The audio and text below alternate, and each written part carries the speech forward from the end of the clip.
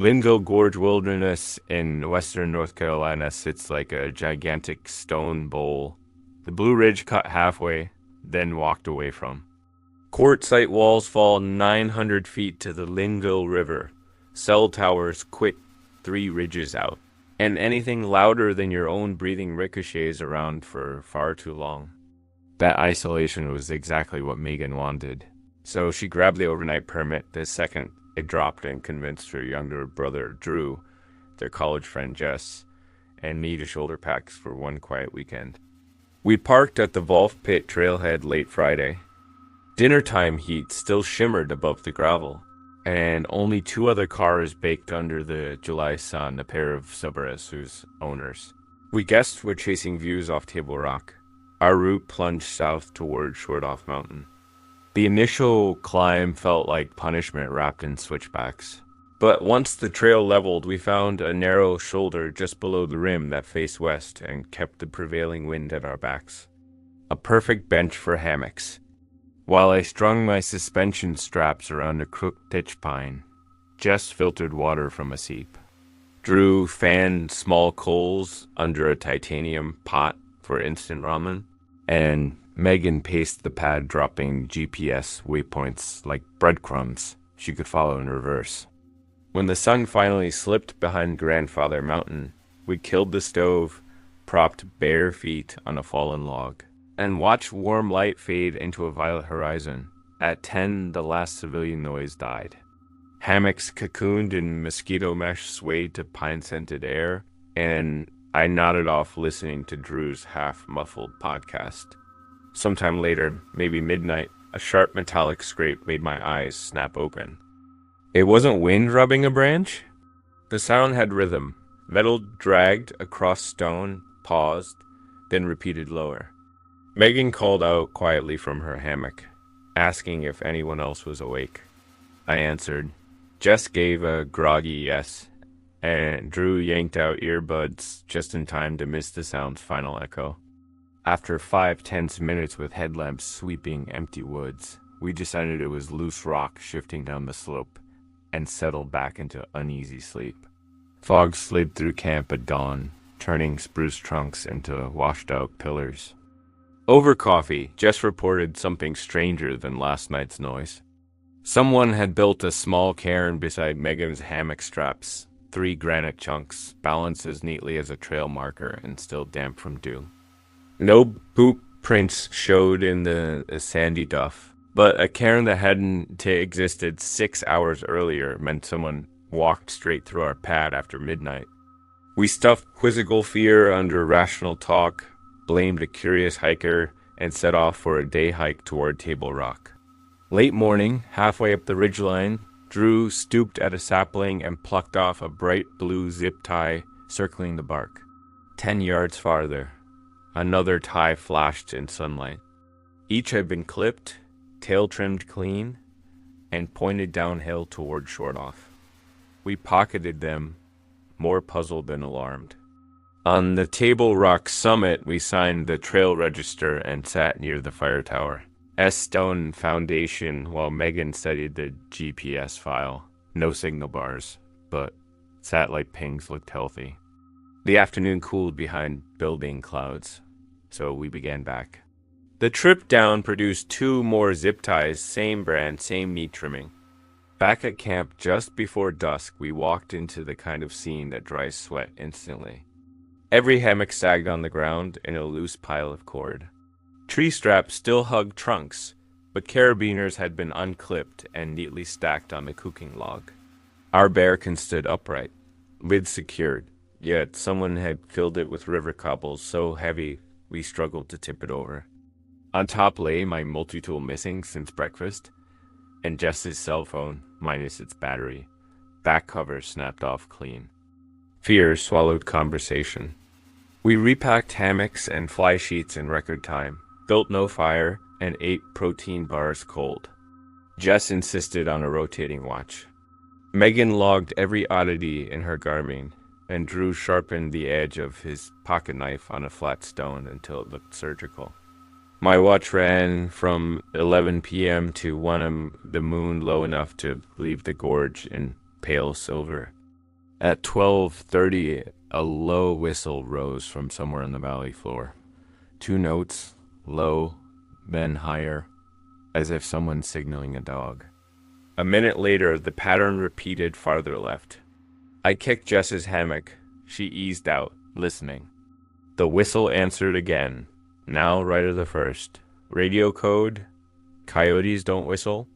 Neither of us liked the possibilities. We stayed alert until my watch ended with no further calls.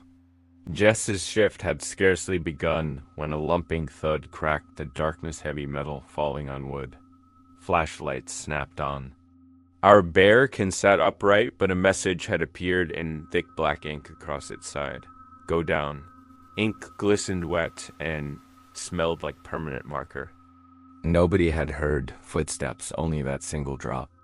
Drew wanted to shoulder packs immediately, but Jess warned slick rock under cloud cover meant a twisted ankle at best, a broken femur if luck soured.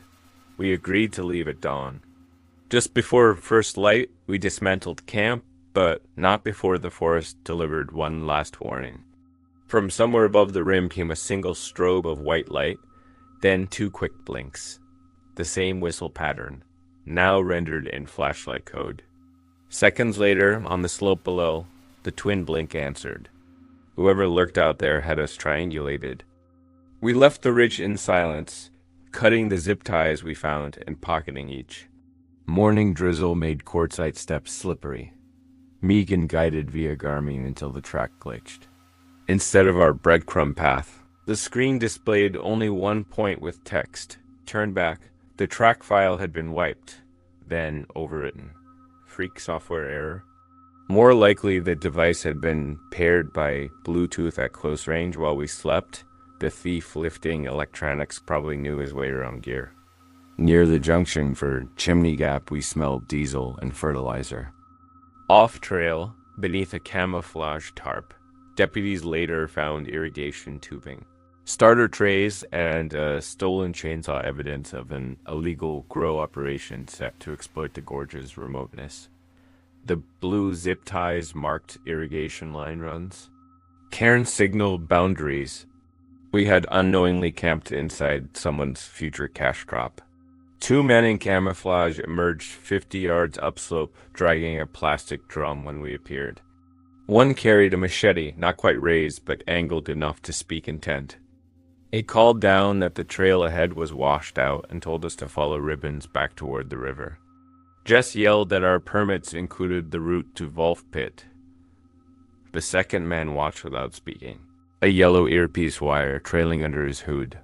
He touched the radio once, thumb hovering, then dropped his hand when Drew loosened the knife on his belt. We backed uphill, away from their tarp and drums, then cut cross-slope toward a steep scree gully Drew remembered spotting on satellite images. Sliding through rhododendron felt like crawling inside thorny lungs.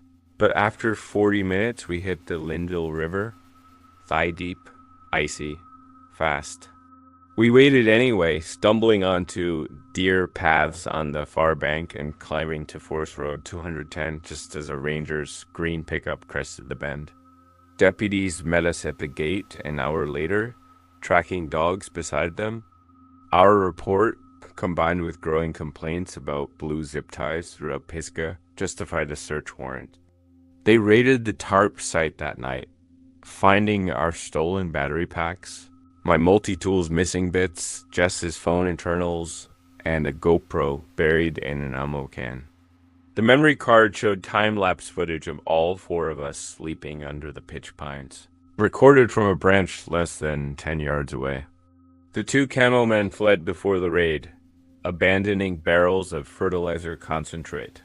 Within weeks, federal agents arrested them in another county while they scouted new plots. Both had priors for meth labs on national forest land. They now face charges ranging from burglary and weapon possession to tampering with rescue equipment. My inReach hadn't just been taken. Its SOS chip was gouged so it couldn't transmit.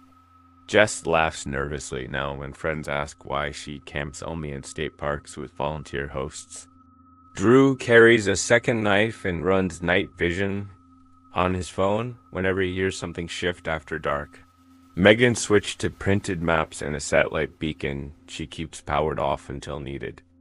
I still crave ridgeline silence, but every bright plastic, zip-tie, and distant flashlight pain tightens muscles. I never knew camping could flex because Linville taught us the Gorge. ISN. TMT, it's defended, and some warnings come in codes you don't translate until the forest demands you leave.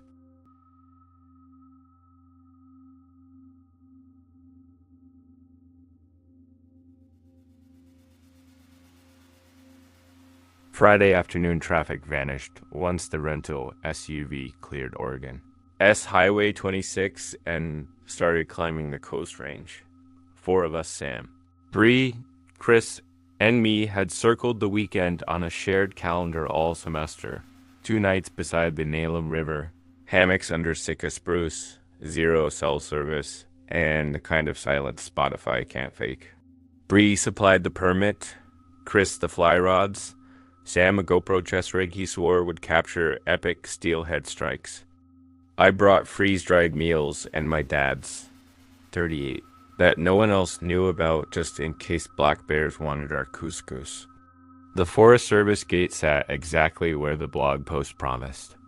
Milepost 21, hidden by salmonberry. We flipped it open, rattled 3 miles down a spur, so narrow ferns slapped both mirrors, and parked in a mossy pull-out the width of a driveway. A faint deer trail dropped 200 feet to the river bar, our private grid square. Sunset painted water copper, while we strung hammocks between cedar ghosts, built a small ring of river rock, and hung food on a limb 20 yards out. First evening past textbook. Freeze-dried pad thai didn't kill anyone. Sam's portable speaker pushed out lo-fi beats, and an owl heckled our game of 2 truths and a lie. Sometime after midnight, the fire shrank to coals. Fog crept off the river, so dense our headlamps looked like weak flash bulbs. We zipped bug nets and let the Nalum's hiss cover every loose thought. An hour later, a crisp snap of dried twigs slapped me awake, not the shy tick of a woeful heel weight. I lifted onto one elbow. My hammock rocked. Another step squished in the mud at river's edge. Then a strange, soft whistle 2 notes, low then high. Bree muttered from her hammock, thinking it was Chris up to midnight pee. Chris barked from the opposite direction. I'm in my bag. Whoever whistled wasn't one of us. Silence vacuumed the air. My eyes chased shapes inside fog, but found only our glossy bear bag hanging motionless. Minutes passed. Eventually Sam exhaled. Probably a Huron. We forced ourselves back into uneasy sleep. Morning found deer tracks near the ashes, but something else too. A bicycle tread, the kind a fat bike leaves on wet stone. None of us had ridden in. The tread pointed upriver, away from the spur road. We rode it off as a passing backpacker and launched into steelhead hopes. Fishing turned out trash river blown out by upstream logging, and by afternoon drizzle set in. We huddled under ripstop tarp, brewed coffee, played cards, and laughed about how quiet the woods sounded compared with Dorm Vic. Around 4, I hoofed back up the trail to grab extra fuel from the SUV.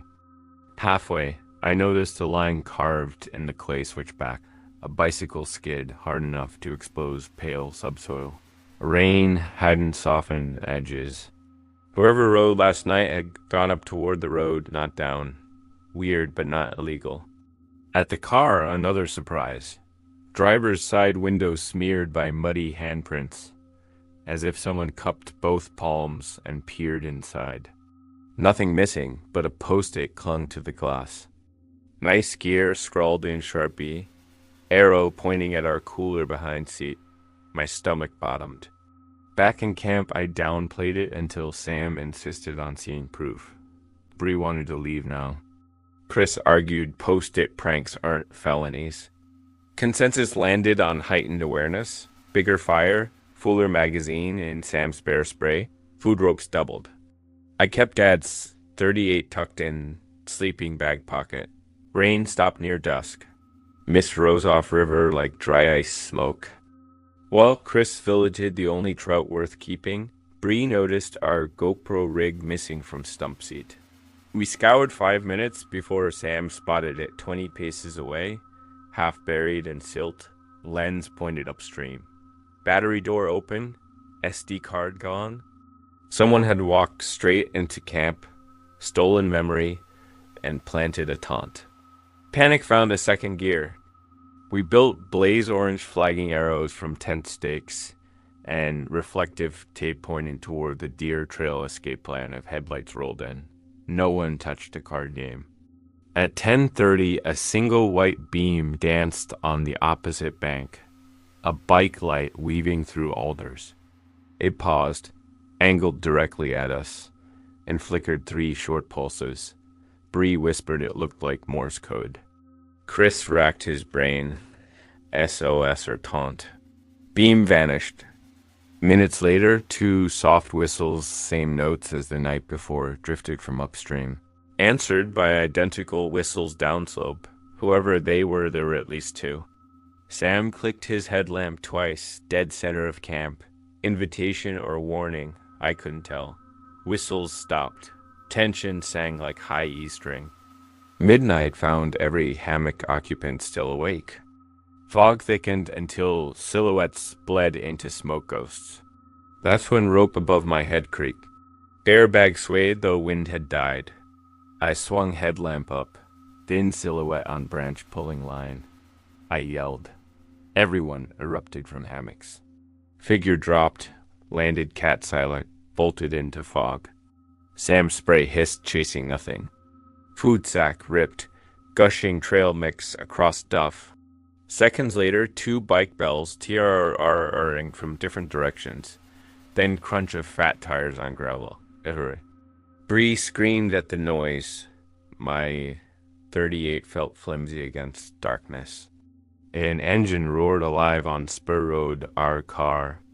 Headlamps converged, dirt switchbacks too late. Taillights fishtailed through potholes. Sharpie post-it fluttering off wet glass. Barefoot chase impossible. We huddled, breath fogged around guttering fire until sun bled pale through fir tops. Hike out felt longer with empty stomachs and adrenaline hangovers. 5 miles down Forest Road, the Suburban sat sideways in drainage ditch, rear door open. No gear, missing driver, probably panicked at washout, bailed. But hood was warm and fuel gauge lower. Sharpie had returned. Sooner next time, scribbled on bent windshield wiper. Ranger station radioed county deputies. An hour later, we learned another campsite 3 ridges over lost packs, and a Glock the same night. Deputies found fat bike tracks connecting both scenes. A week later, they arrested 2 brothers squatting in a seasonal Fisher Shack miles upriver. In their loft, crates of stolen backpacking gear, hard drives with campsite GoPro footage, and an Excel sheet ranking items by eBay profit.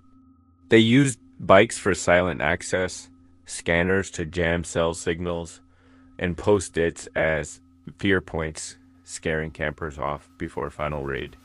Our quick exit likely saved tents and maybe more. Charges: burglary, grand theft, unlawful computer interception, and auto theft for rolling our SUV. Judge ordered restitution. Good luck squeezing money from swamp rats. I camp again, but a $12 vibration alarm now guards car doors, and a motion sensor LED flanks hammock ridge line. Every distant bike bell on city streets flips a switch in my head straight to Riverbank Night, where fog hid silhouettes smarter than bears. And the simplest whistle meant someone you didn't invite knew exactly how dark your quarter of the forest could get. And the simplest whistle meant someone you didn't invite knew exactly how dark your quarter of the forest could get.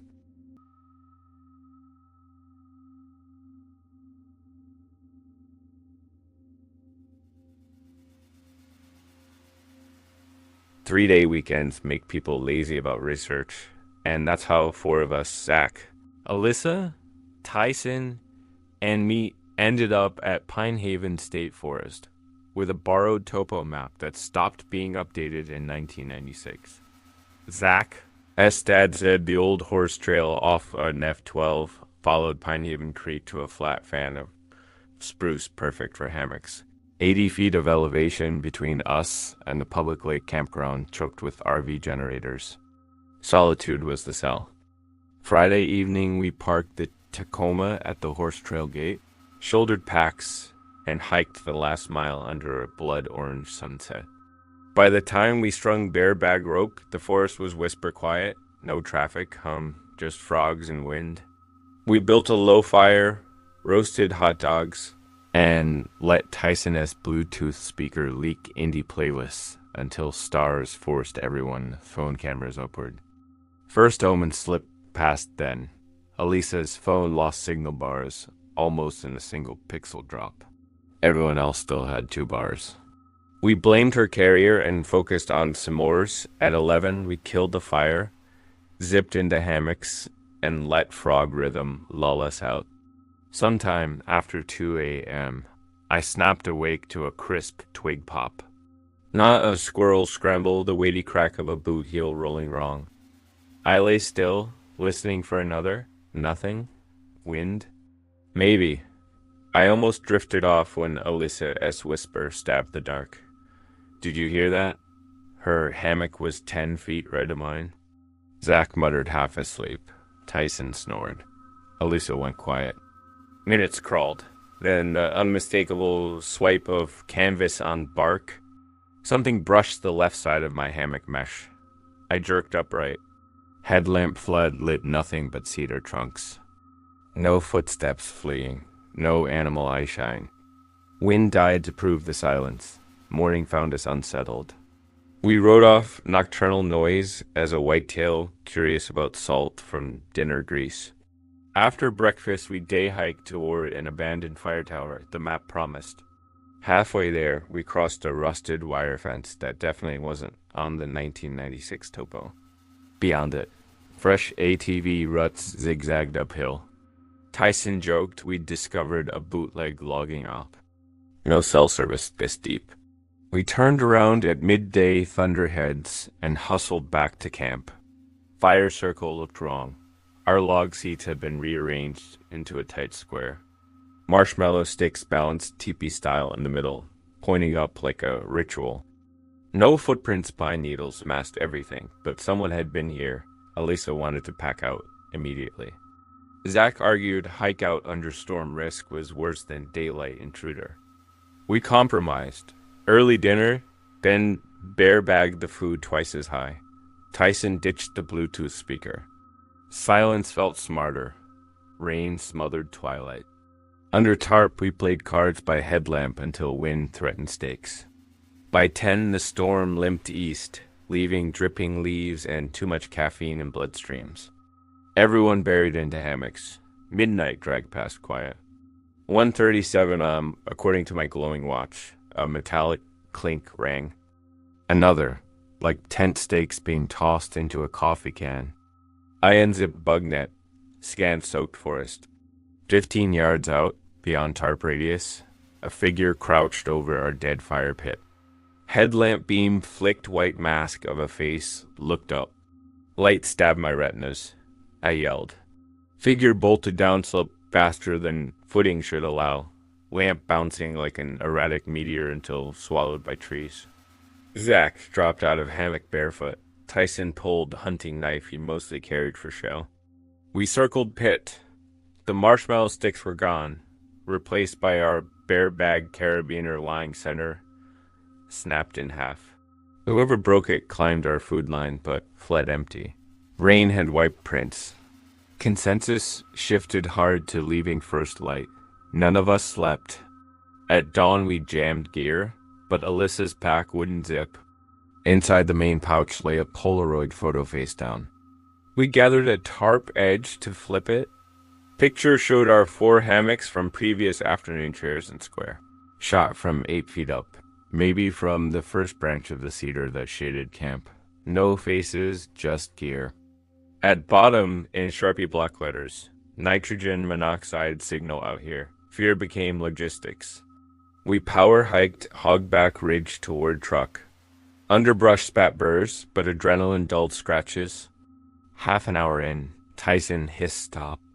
Ahead, strung between two pines at knee height, gleamed a fishing line. On it dangled aluminum tent stake rings, our nighttime clinks. Trapped for ankles in morning gloom. Beside it, another Polaroid clipped with clothespin. A shot of us hunched over the first Polaroid moments earlier. Angle behind us, intruder had been within whisper range. Sharpie note, 5 miles to bars. Keep moving. We severed line, pocketed photo, and almost ran. Trail twisted, then cut switchback we didn't remember. 1996 topo useless.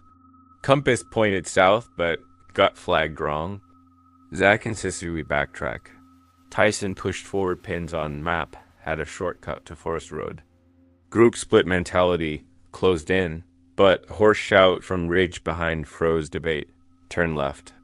Same voice repeated, echoing unnatural like distorted Bluetooth speaker. We turned right, crashing downslope through brush.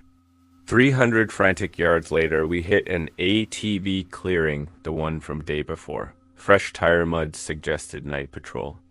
At clearing's exit, nailed to a sapling hung final Polaroid. Our truck, its driver window spidered, tire slashed. Sharpie, try again. Heart sank. Alyssa sobbed. Zach cursed himself for no spare. We pushed anyway. The truck waited mangled but drivable, only one tire down. A paper map flapped under wiper. GPS accurate 2024 forestry grid with our camp XD in red. Bottom scrawled, "This is not your park." No sign of perpetrator. Keys still behind sun visor thanks to Zach's habit.